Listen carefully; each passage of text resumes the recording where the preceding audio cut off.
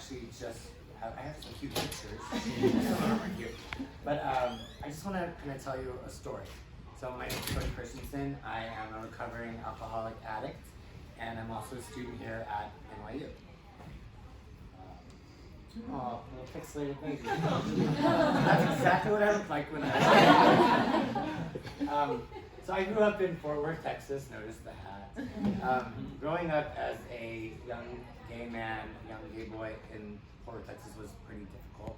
I just wanted to like be me and live my life, and in that part of that neck of the woods, as we say, it wasn't really cool to be that way. So I got called names a lot.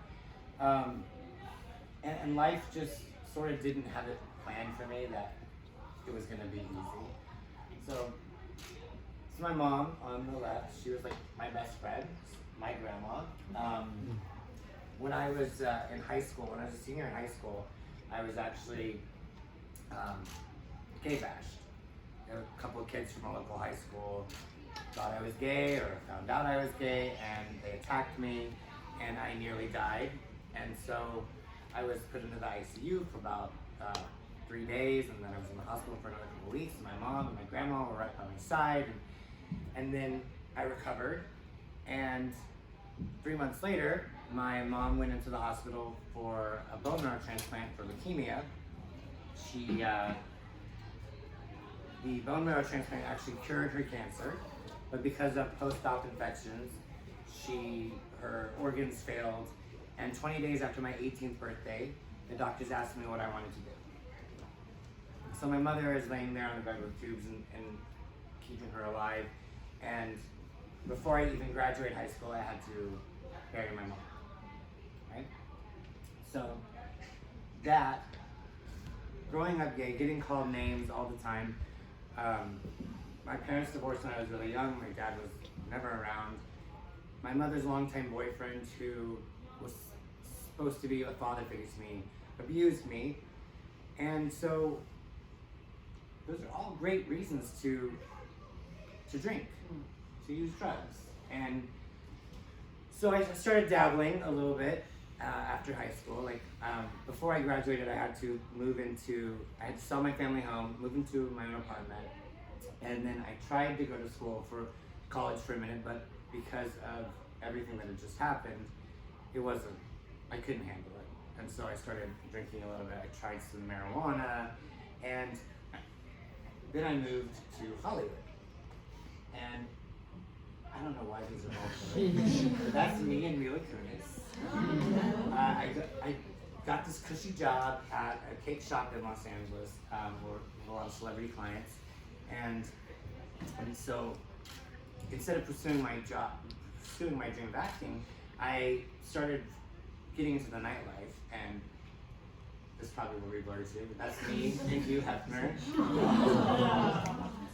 Yeah, I don't know why. It's more exciting when you can see the number. More exciting.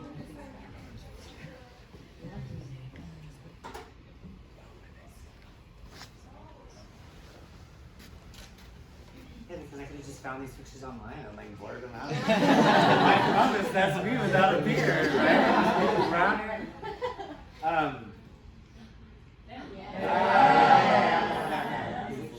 So, now, just to preface, I grew a beard, right? My hair is actually brown, but I put some like gray spray in it. I'm not as old as I look. So, while I was in Hollywood, instead of pursuing my acting career, I got sort of sidetracked and got this job at this cake shop in Hollywood to hang out with a bunch of celebrities, and then I partied at the Playboy Mansion with Hugh Hefner. And then I got photographed for like celebrities.com. I made friends with the paparazzi.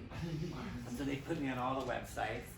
And life seemed like good, but I wasn't really following my dreams. It was like when I started going out to the clubs, I was performing for like the crowd at the bar who were not doing anything for me. And really, they were sort of laughing at me.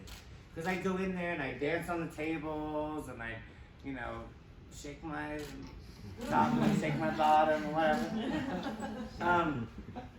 And people liked me for about the first hour and a half, maybe the first 3 drinks. Then I'd get into like 6 drinks, and I wouldn't know how to stop. And then by the 11th, 12th drink, 12th Long Island, I was starting fights with people. And I was like, bring it on. And I'm like, look at me. Right? I'm like, bring it on, right? And they're like, we will kill you. So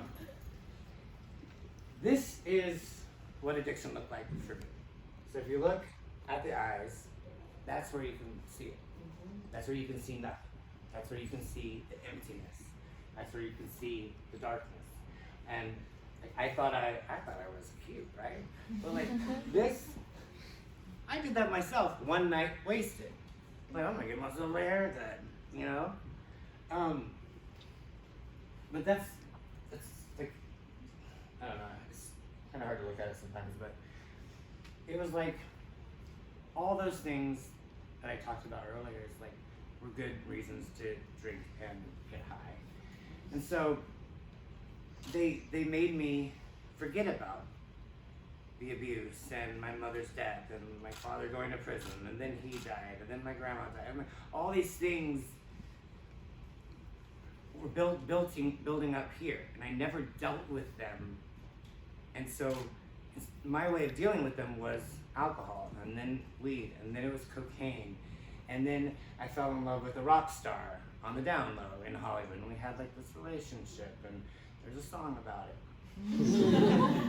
And we were at the bars, and so he and I were doing cocaine every day and drinking every day. And then when the cocaine stopped being enough, we started doing crystal meth, and we were smoking it. We were snorting it in the bathrooms of this bar.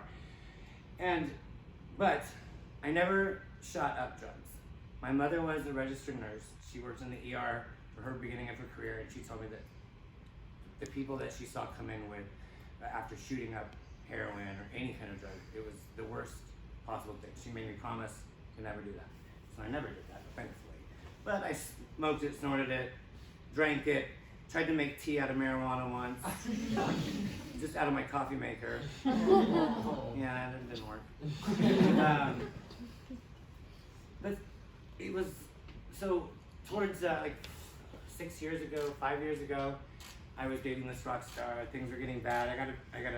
I lost the job at the cake shop, and even though the guy who owned it was like a father to me, he couldn't deal with me anymore, so he fired me. I got evicted from my apartment, and one night I went up to this rock star's house, and I said, I have nowhere to go, I'm homeless, can I stay with you? He slammed the door in my face. So that night, I walked down the street, and I found a piece of glass and on the pavement, and I sat down and I seriously considered slitting my wrist. And I thought about it, and something told me not to do it. Something said, you got a little bit of money left on your credit card, why don't you do something else? Why don't you fly to New York? I'm like, oh, okay, short brain, you fucked up brain, why don't you just leave and go to New York? So I go down to Mel's Diner on Sunset Boulevard, and here's how fucked up I am, right? Go down to Mel's Diner while I'm considering how I'm gonna get to the airport, and it had been like a couple hours since I had had some crystal meth or some cocaine. So I opened up a Splenda packet, I put that on the table, I crushed up the Splenda, and I snorted it with a straw.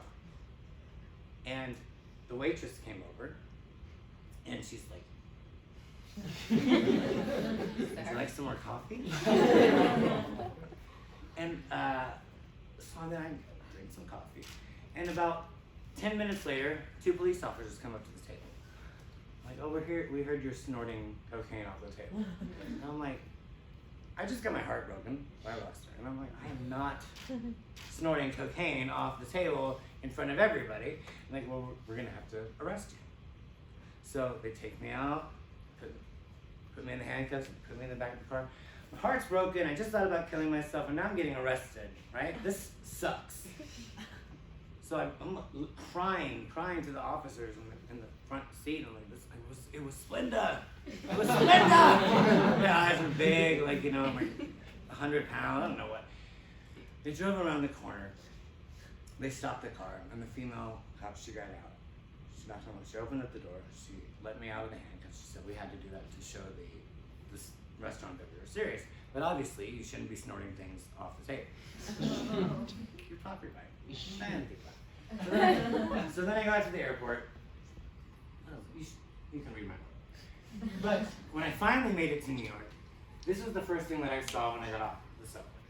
Literally, when I got off the subway, it said, "You moved to New York with clothes on your back, cash in your pocket, eyes in your eyes." God, what a great sign. This is it.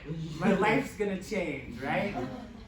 So then I had a little bit of money left, and I stayed in this tiny, that's way tiny, that's probably the bathrooms at Gramercy dorm or alumni. It's a bed, a twin-size bed, a closet, a little closet, and a chicken wire roof, right? So that was my first experience here, and I still thought it was cool, right? I was in New York City. So finally the money ran out, and I had to seek help. And for an addict who was partying with Hugh Hefner and living it up in Hollywood, asking for help is not the easiest thing to do because your ego is so big. But not just someone with a big ego. Addicts in general, it's hard to ask for help. It's hard to sometimes even realize that you have a problem. But I did. I asked for help, and the Department of Homeless Services here in New York City helped get me into the homeless shelter system. And I thought, okay, well, this is where this is gonna be okay. It's gonna start going up from here.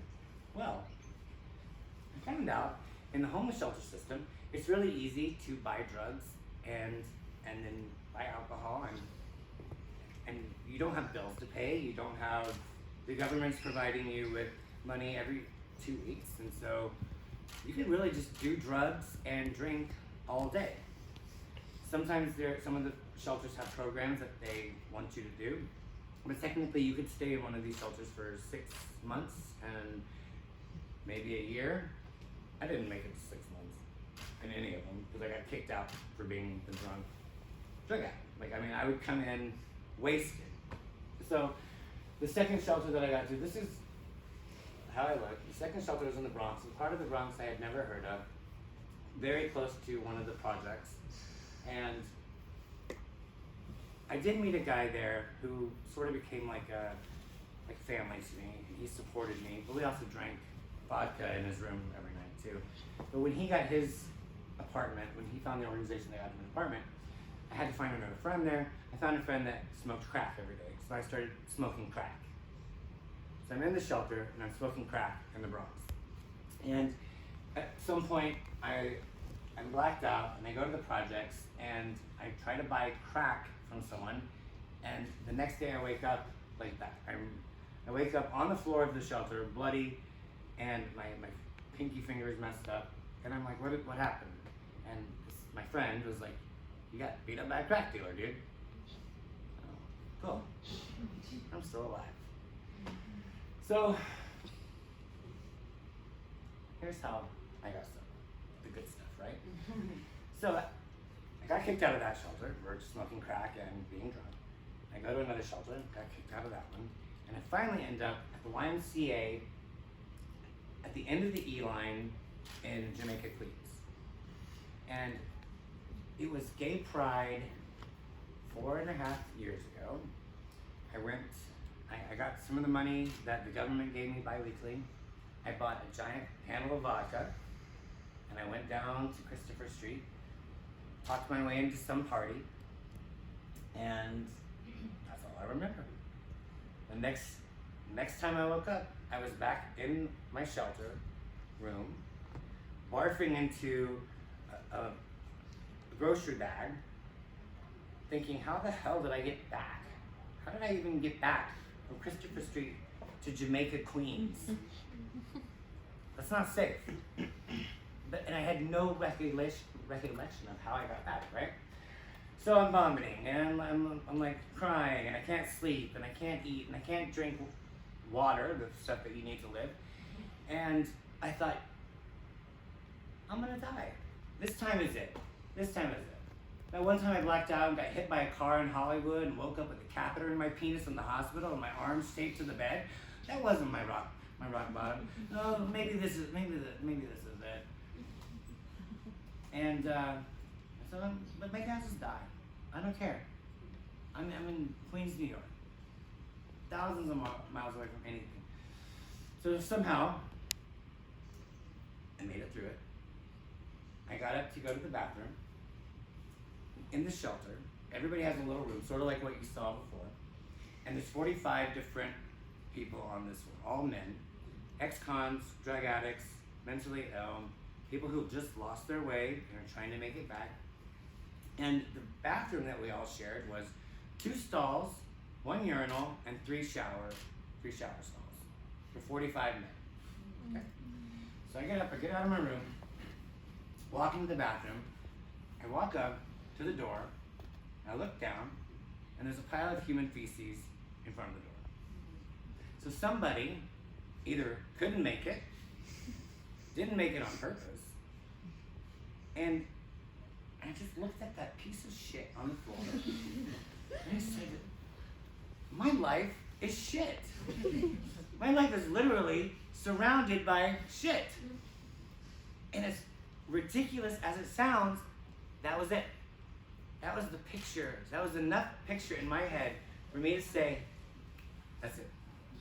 You have to quit. This is not your life. Your life is not shit. You are not shit.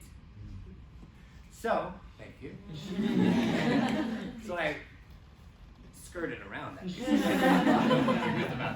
Went back to my room, and I locked myself in that room for 3 days. And the sweats and the shakes and the withdrawals and everything, the tears, and I just made myself go through it. My body was screaming for alcohol, screaming for drugs, and I said no. So after the 3 days, I was finally able to eat something and drink something, and here we are 4.5 years later, still no booze, still no drugs, and we're doing all right.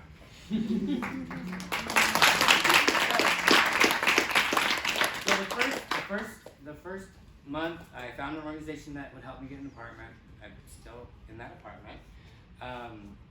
The first month I started doing, the first 3 months I started doing acting work, background acting. I got a recurring role on NBC's Blacklist as a background FBI agent. 6 months into my sobriety, I did my own off-Broadway show that I wrote, directed, starred in, and I had a bunch of my friends be the cast.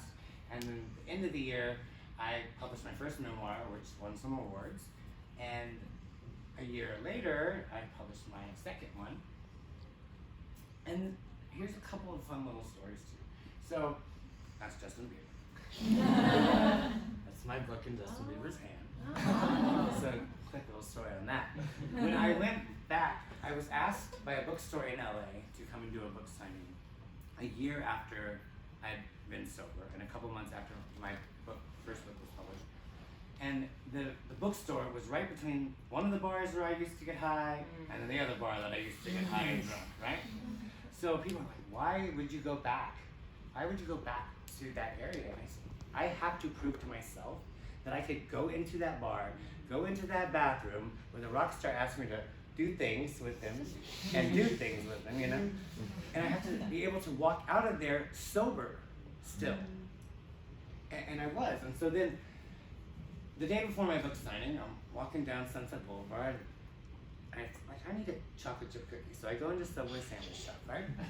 And I just happen to notice that Justin Bieber is in line in front of me. Okay? So he's ordering his meal, and I'm like, really inside, I was like, oh my God, Justin Bieber! So, this guy was a pig. So, Justin Bieber puts his credit card in the machine. It gets declined. He pulls it out. He's like, whoa. Puts it back in. Declined again. Right? So now I turn around and I look. There's 20 paparazzi outside the door. And I'm like, oh shit. If he walks out that door, they're gonna be like, oh, what's that? You broke, motherfucker? Because I've been around paparazzi. I know paparazzi. I know exactly what they're gonna do. So I'm like, I touch Justin Bieber on his shoulder, and I say, I got it. He looked at me.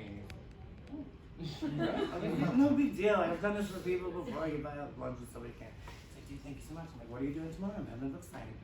He's like, well, I'm actually going out of town. I'm getting on a plane tonight. And I said, always carry a copy of your book with you. Here's a copy of my book. Read it on the plane. He said, thank you very much. Boom.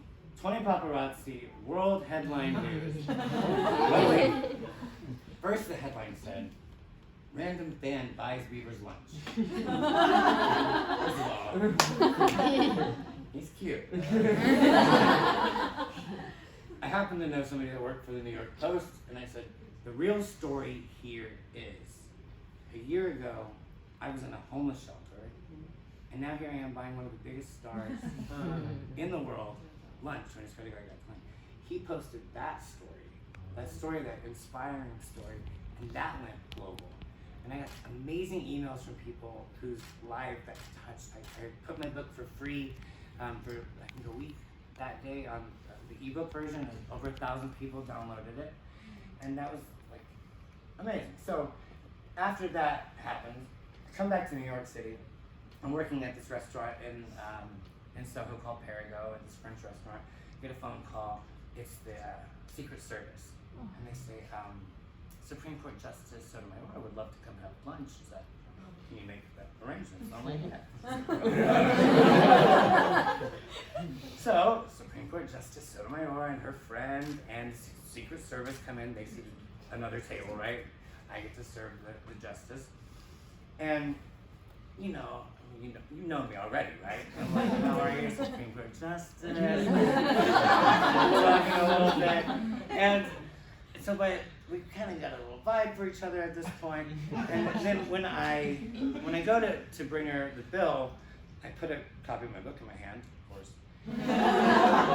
But I sat down next to her and I said, I want to thank you for being one of the people that legalized gay marriage in this country.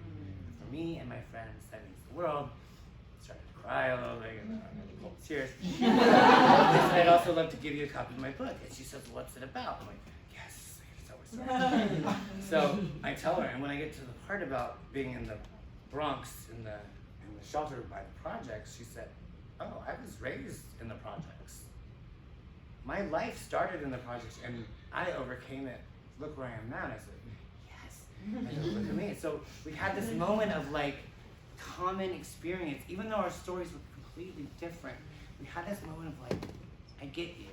I get the trouble that you went through, and here's my story, and here's this. And so I sent her on her way, and I thought, well, that was it. 2 weeks go by. I fly back from LA with that in my back pocket, and I get a brown package at work, and it says, from the Supreme Court of the United States.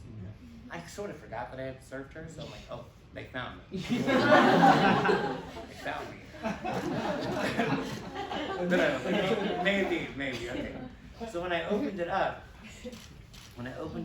it wasn't like a bill or anything. It was this copy of Supreme Court Justice Sotomayor's memoir. She read my book, and she felt so compelled. She sent me a copy of her book, and she wrote, Kody Christiansen, I admire your courage. So every time I do it. But that was sort of one of those things where it's like, okay, this is your path. You're never gonna go back to alcohol and drink free. So, and then one more little soft rag. This is Kensington Palace. I celebrated my 4th year of sobriety at NYU London, summer in London, and I got this little ring at the palace. And it happened, I didn't even notice, but it had 4 little rubies on it. It was just kind of... So, that's my story. I am around. I am here all the time because I'm the president of the Student Council at SPS. So, if you ever need me, please reach out. Find me on Instagram, find me on Facebook. Thank you.